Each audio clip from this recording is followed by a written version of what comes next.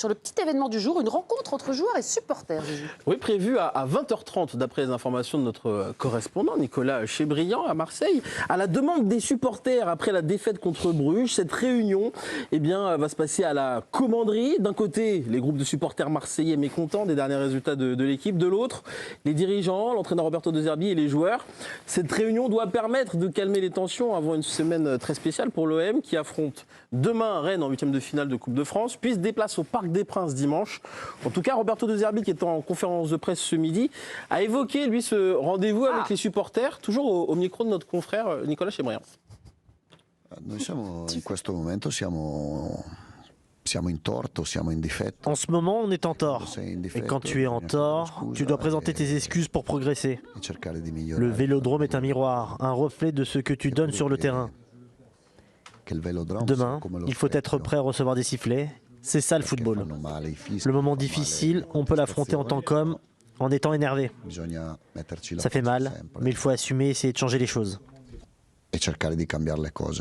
Alors on parlera de la petite crise à l'OM, petite ou moyenne ou grosse, à vous de me dire, les embrouilles entre joueurs, le mercato, on ne comprend plus rien, mais surtout cette fameuse réunion de ce soir-là. À quoi ça sert? Est-ce que c'est vraiment utile une rencontre joueurs, dirigeants, supporters? On a un footeur en plateau, Pierre Bouby, explique-nous. Il y a deux façons de voir les choses. Soit tu fais une réunion intelligente où justement tu essayes de dire qu'il y a encore des trophées à aller chercher et la Coupe de France en est un qui pourrait être intéressant, soit tu y vas d'une manière en réprimandant les joueurs, et là je trouve ça complètement inutile et ça sert absolument à rien. Je veux dire, c'est pas la première fois que ça arriverait. Je me souviens de Montpellier avec les supporters qui avaient convoqué les joueurs sur le parking. Ils sont descendus quand même et ça a foutu le club en l'air quand même. Moi, le fait d'être convoqué pour répondre à des capots ou des supporters qui te disent « Vous savez pas ce que machin, nous on dépense de l'argent, nous l'amour du maillot ». Les joueurs, ils savent ça, il n'y a pas besoin de se faire engueuler et ça va être contre-productif et ça sert à rien. L'exemple à Nice en est un très bon exemple aussi avec ce qui s'est passé avec des agressions et tout ce qui va avec. Voilà, si ça se passe dans d'autres cadres que ce qui s'était déjà passé à l'Olympique de Marseille à un moment donné où c'était complètement parti en cacahuète, ok. C'est pour apaiser les tensions, expliquer que chacun a besoin de l'autre pour essayer de progresser, il n'y a aucun problème. Mais que le supporter ou que les gens influents dans les groupes de supporters se disent « Moi, je vais leur dire, ça va changer les choses », mais arrêtez, s'il vous plaît. Ça n'a aucun sens. Aucun joueur n'a un intérêt à ce que ça se passe mal. Il n'y a aucun directeur administratif, aucun directeur sportif. Le coach, quand il fait ses convocations et ses causeries, c'est toujours pour essayer de progresser et d'être dans le bon sens. J'arrive pas à comprendre le supporter qui se dit moi je veux lui montrer que c'est ma vie. On le sait, ça c'est notre métier. On se fait engueuler quand ça va pas, quand ça marche, vous êtes les premiers à nous soutenir. Mais par pitié, arrêtez de penser que vous avez beaucoup plus d'importance et d'influence que vous n'en avez. Soyez là dans les mauvais moments, c'est dans ces moments-là qu'on a besoin de vous. C'est tout. Est-ce que les footballeurs doivent rendre des comptes, Brahim, Fred? C'est un peu humiliant pour eux de devoir aller se faire engueuler par les supporters. Mais écoute, moi j'ai du mal, c'est pas quelque chose que je comprends. Alors je viens d'un sport individuel. Mais il n'y a qu'en foot, tu peux chercher en rugby, ça n'existe pas, au basket, volley. Nous-mêmes, on gagne, on monte pas sur un ring où on ne pratique pas la discipline pour perdre. Si c'est illogique, c'est que ça ne correspond pas aux sportifs de haut niveau. Qu'il y ait des discussions, je peux le comprendre. En tout cas, ce qui est intelligent dans ce coup, c'est que je préfère que ça se fasse dans un cadre et que ça ne soit pas dans un parking ou à la fin d'un match, convoqué comme si c'était des enfants et se faire gronder devant tout le monde. Ça, je trouve ça ridicule et inutile. Maintenant, comme l'a dit Pierre, il a raison. En fait, je ne vois pas ce que le discours va changer. Aucune personne dans le staff fait en sorte qu'on joue mal, qu'on se sabote nous-mêmes. Donc oui, que leur dire faut jouer de telle manière, c'est parce que ça va apporter en fait. Donc je trouve pas ça intelligent, je trouve pas ça cohérent, je trouve pas ça logique. Ils ont des comptes à rendre déjà par leur performance au quotidien. À ton employeur, tu rends des comptes. C'est ce que je dis, c'est que déjà leur base est déjà plus que surveillée. Et puis s'il ne fait pas de bonne saison, il prend la porte. Donc ils sont déjà sous pression, ces athlètes. Donc que des gens de l'extérieur qui n'ont pas pratiqué ou pratiquent très peu, ou en tout cas connaissent très peu le très très très haut niveau, se permettent de juger sur des appréciations. Franchement, c'est compliqué quand tu es sportif de les recevoir en pleine figure. T'acquiesces par respect, mais en réalité, tu sais que les 3/4 des personnes qui te disent de faire telle ou telle chose ne sont pas capables eux-mêmes de faire le 10e sportivement, quoi. Fred. Moi, je trouve l'exercice intéressant quand même. Parce que, tu vois, les entraîneurs, ils ont beaucoup évolué ces dernières années. Il y a plein de paramètres, tu vois, entre les partenaires, le monde économique. On n'est plus seulement avec le sifflet et le chrono. Et là, c'est presque une dimension politique. C'est-à-dire que les gens, tu sais qu'ils arrivent en colère.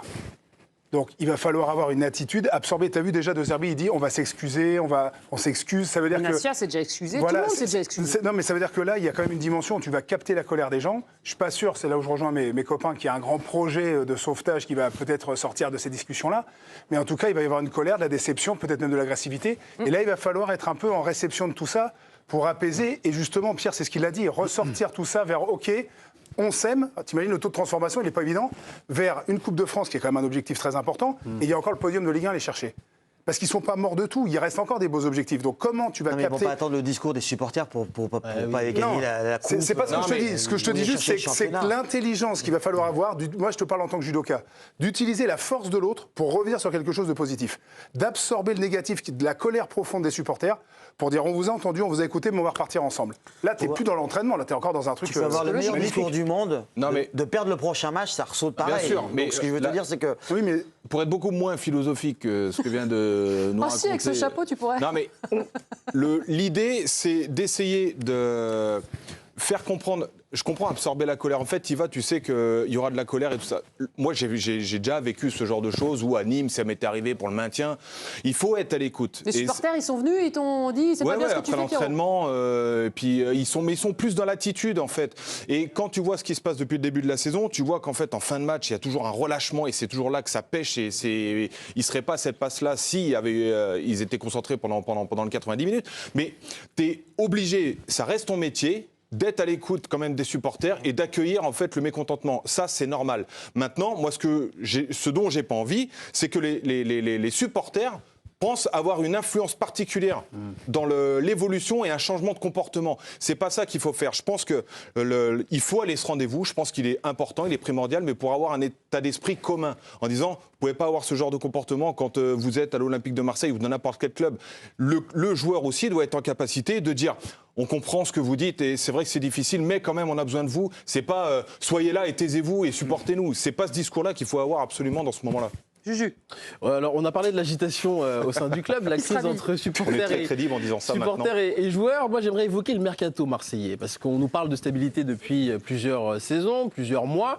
Là, avec le mercato d'hiver qui est en train de se finir aujourd'hui à 20h, l'Olympique de Marseille a déjà enregistré les départs de Robin Novas, de Paul Lirola, Neil Maupay qui a été prêté à Séville, Ruben Blanco, Matt O'Reilly qui est arrivé cet été du côté en provenance de Brighton. Eh bien, retour à Brighton, là, c'est nos confrères du journal L'équipe qui nous l'ont appris. Et puis, en termes d'arrivée, les deux milieux, Timber et Nadi, Abdelli, même milieu de terrain angevin, qui va s'engager officiellement dans les prochaines heures. Et puis, Nwaneri, qui est arrivé en prêt il y a quelques jours et qui a été présenté aujourd'hui à la presse. En combinant à tout ça, à toutes ces arrivées, l'été dernier, le nombre d'arrivées à l'Olympique de Marseille, ça fait beaucoup. Vous avez un chiffre ou pas à me donner? 12. 20 arrivées du côté. Ça fait les autres clubs ou pas? Oui, j'ai fait les autres clubs, Pierrot. Il y a eu 17 départs aussi durant ce mercato estival du côté de l'Olympique de Marseille. Ma question, Brahim, est-ce qu'on peut performer dans l'instabilité? C'est un peu philosophique. Non. On sait que peu importe le sportif, il a besoin d'avoir un équilibre, d'être serein dans sa tête, serait-ce que dans sa tête. Là, les choses sont très aléatoires, donc c'est vrai que c'est pas évident. Après, il stimule aussi autre chose. Il stimule une concurrence immédiate. Tu respectes quand il y a un crack qui arrive et qu'au bout de 3 touchés de ballon, il met tout le monde d'accord. Ben ça, l'intégration rentre à merveille. Et au contraire, tu peux t'appuyer là-dessus. Mais c'est pas dans le bon sens non plus. Hein. Quand tu changes trop, c'est qu'à un moment donné, il y a un vrai problème. Et le problème, c'est peut-être pas spécialement les joueurs tout le temps, quoi. Moi, je suis assez éloigné de ce genre de réflexion parce que Lens a énormément recruté aussi. Ils sont premiers du championnat avec Paris. Strasbourg a changé quasiment 95% de l'équipe et même d'entraîneurs. Ils jouent Pierrot, t'as l'impression qu'à chaque mercato, on joue un petit peu au Monopoly. Quand les joueurs sont pas bons, tu prends des décisions, tu les fais partir. Le problème, c'est qu'à Strasbourg, tu as des joueurs qui arrivent et puis finalement, ils sont bons. Donc ils jouent et puis après, ils tournent. Mais ils rentrent dans un projet. Alors, c'est quoi le projet de l'OM? L'OM de Zerbi, il est arrivé il y a 1 an et demi. Il est sur sa 2e année. Le projet est normalement de 3 ans. Si tu veux faire un bilan, fais-le à la fin de cette 3e année et de ce cycle. Mais là, tu peux pas dire l'Olympique Marseille fait énormément de recrues. Il a jamais aligné la même équipe et tout. Strasbourg, c'est la même chose. Il n'y a jamais 2 fois la même équipe et tout le monde rentre dans le moule. Mais Strasbourg, ça joue bien. Et Strasbourg, ça joue bien. Donc ça, c'est une fausse idée reçue de se dire, évidemment, que les automatismes, ça se travaille avec quand tu as l'habitude de jouer avec certains joueurs et tout ça. Mais les automatismes, tu les captes en 4 matchs, 5 matchs. Au bout de 2 mois et demi, quand les automatismes ne sont pas là, le problème, c'est pas de pas jouer ensemble ou de jouer ensemble. Mais pourtant, c'est ce que développe Roberto De Zerbi depuis plusieurs semaines. Là, en conférence de presse avant le PFC, il disait que ces joueurs n'ont pas assez de vécu ensemble. Oui, ils n'arrêtent pas de changer constamment l'effectif. Non, mais c'est pas le vécu. Le vécu ensemble, c'est pas forcément aussi sur le terrain. Quand les 2 petits sont arrivés en prêt et qu'ils ont, j'ai oublié Noiremi directement, Nwaneri. Je suis pas convaincu qu'il ait eu une influence ou une intégration dans un groupe. Il n'a pas fait la chanson, payé un barbecue à tout le monde et puis vas-y, on avance. Tactiquement, c'était un bon joueur, il s'est mis dedans. Peut-être que ça va pas durer, peut-être que ça va être compliqué. Mais l'Olympique de Marseille est différent. Il faut s'intégrer. Il faut laisser le temps de mettre en place un projet. 1 an et demi, c'est court. Je suis désolé, mais 1 an et demi pour un coach, c'est court. Encore plus à l'Olympique de Marseille. C'est difficile. En tout cas, il faut laisser le temps. Avec attention. Il reste 2 heures et demie. On peut encore recruter 3-4 joueurs. Côté marseillais, on n'est pas à la